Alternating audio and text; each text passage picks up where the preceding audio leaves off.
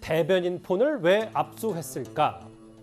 대검찰청 감찰부가요, 영장도 없이 윤석열 후보가 검찰총장일 때 근무했던 대변인들의 공용 휴대전화를 압수했습니다.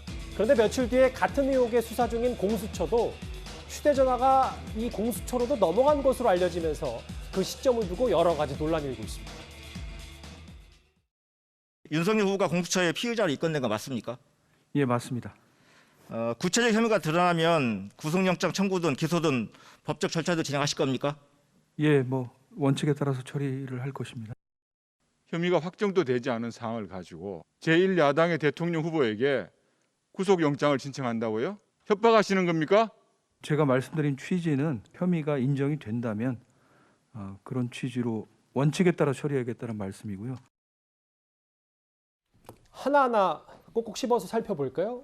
먼저 이 그래픽에 하청 감찰이라고 의혹 제기가 나오는 이유는 윤 전 총장 시절, 윤석열 후보 시절 대변인 공용 휴대전화를 검찰이 영장도 없이 압수했는데 일주일 뒤 공수처가 그 해당 휴대전화를 고스란히 압수수색했다. 이 부분 때문에 하청 감찰 얘기가 나오는 겁니까? 그러니까 조국 추미애 박범계 장관을 거치면서 예. 당시 법무부가 검찰이 인권 수사 절차의 중요성을 이야기를 하면서 이제 기소장도 사실은 공개를 못하도록 했습니다.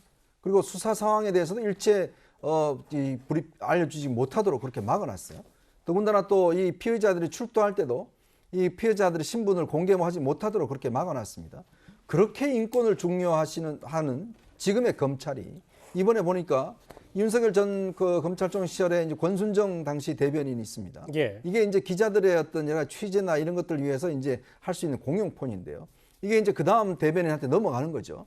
이거를 지금 대검 감찰부가 입수를 했는데 문제는 이런 걸 하려면요, 기본적으로 이 압수수색 영장이 필요합니다. 그리고 또 이거를 포렌식 할 때도 그 해당 당사자 썼던 사람이 와서 대리인이 와서 참관을 하도록 되어 있습니다. 그렇게 하지 않으면 이게 증거 능력이 인정이 안 돼요. 예. 자, 그런데 지금 대검 감찰부가 아무 이것도 없이 그냥 포렌식을 했습니다. 그 포렌식을 다 해놓으니까 그 다음에는 공수처가 갑자기 대검 감찰부에 대한 압수수색 영장을 발부받습니다. 가서 그냥 들고 온 거예요. 자, 여기서 문제점 뭐냐면 일단 대검 감찰부가 기본적으로 이 당시의 소유자에 대해서 입회도 하지 않는데 압수수색 영장도 발부하지 않고 무단으로 사실은 이걸 포렌식을 했다라는 문제 하나. 두 번째, 그걸 다 해놓으니까 공수처가 압수수색 영장 발부받아 와서 싹 가져갔어요. 그러니까 그런 오역이 있는 거죠. 이거 이미 청탁한 거 아니냐? 자, 우리는 지금 포렌식할 기술이 없으니까 대검 감찰부가 해놓으면 우리가 영장 받아서 압수수색 할 거니까 그렇게 해주십시오라고 혹시 두 기관이 말을 못 쳤다면 이건 굉장히 중대한 문제입니다. 왜냐하면 공수와 검찰은 서로 독립된 기관입니다. 예. 이 독립된 기관끼리 서로 간에 뭔가 이야기를 사전에 하고 이렇게 했다라고 한다면 이거는 어떤 면에서 보면 지금 이 정부관이 이야기하는 인권수사 여기 하나도 적용이 안 됐습니다. 근데 이 해당 휴대전화가 다름 아닌 언론사 취재 기자들과 연락용이다. 그럼 이거를 권순정 전 대변인 말 맞따라 사찰하려고 한 건 아닌지, 그것도 왜 공교롭게도 윤석열 후보가 검찰총장 시절에 휴대전화, 지금까지 쓰였던 겁니다만 이 네. 부분을 좀 문제 삼고 있어요. 네.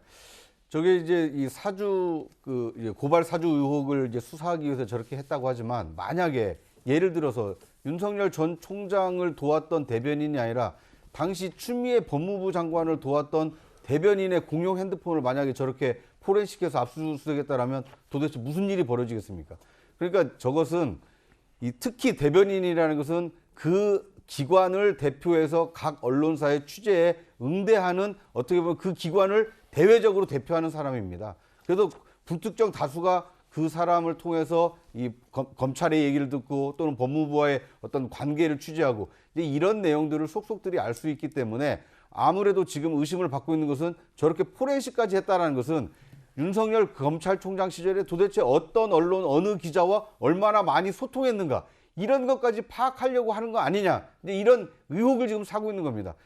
저것이 단순히 수사 목적으로 포렌식을 한 것인지 아니면 윤 전 총장과 언론과의 어떤 네트워크를 확인하기 위한 것인지 이런 의혹을 받고 있기 때문에 불필요한 포렌식이고 불필요한 압수수색 아니냐 이런 비판에 직면해 있는 것으로 보입니다. 논란이 일자 공수처도 입장을 냈어요. 근거 없는 억측이다.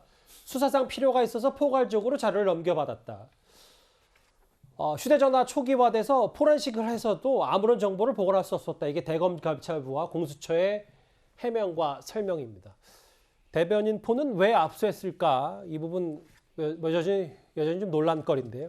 이 소식은 일단 알겠습니다. 여기서 정리하도록 하겠습니다. 다음 주제 넘어가기 전에 그럼 지금까지 들어온 여러분들의 목소리를 만나볼 차례입니다. 첫 번째 댓글 볼까요? 민심 6천 명, 당심 50만 명. 어떤 것이 진짜 민심일까요? 국민의힘 경선 결과, 경선에 대해서 말씀을 해주셨습니다. 또 볼까요? 이준석, 김종인은 자신의 국회의원 선거에서 졌다. 반면 홍준표는 총선 지방선거에 승리했다. 윤석열 후보는 홍준표에게 삼고초를 해야만 한다라고 의견을 주셨고요. 예. 여기서 이 말 저기서 저 말 듣다가는 정치 초년생이 지도자가 된들 식문 대통령이 될 듯요. 윤석열 후보 말씀하시는 것 같습니다. 또 보겠습니다. 1대1 토론 그전에 양자 특검부터 받자가 제안해 봅시다. 이 얘기도 좀 해주셨고요. 오늘 마지막 볼까요? 윤석열 후보 좋다 만나자 왜 시원하게 말을 못할까? 잘못했다간 또 실수하거나 실언할까 싶어서가 아닐까? 왜 이재명 후보의 1대1 정책 토론 제안을 안 받냐? 이 질문을 하셨습니다. 오늘도 댓글 5개 감사드립니다.